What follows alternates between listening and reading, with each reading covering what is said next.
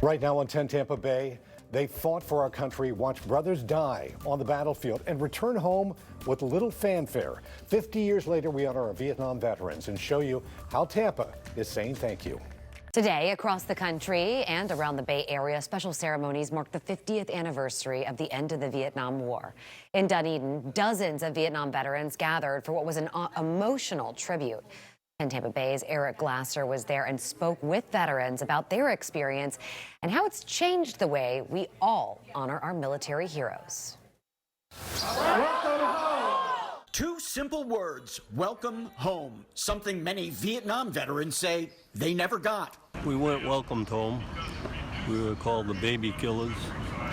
We were spit at, pushed and shoved. Attitudes about how we treat our military veterans have clearly changed in the 50 years since the end of the Vietnam War.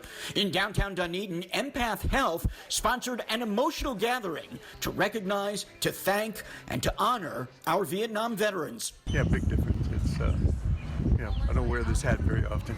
Many of those here today say it was the Vietnam veterans themselves who changed the way soldiers returning from combat are treated, determined not to let others experience what they had. It was wrong then, and we wanted to make it right now. We're not going to let that happen to these kids coming home now. That's why you have the Patriot Guard. That's why you have so many different organizations now supporting veterans. Veterans shared camaraderie, stories, and a mutual recognition of sacrifices made. That included a pin ceremony with dozens lining up to accept the symbol of service, and local organizations offering assistance, knowing not all war scars are visible. But today, as a community, we take those first steps to heal these wounds. Taps was played to honor those who've made the ultimate sacrifice, and a display honored more than 1,200 U.S. soldiers still classified as missing in action. A day of recognition and camaraderie, 50 years in the making, summed up in just 2 words. That every returning soldier from war needs and deserves to hear, welcome home.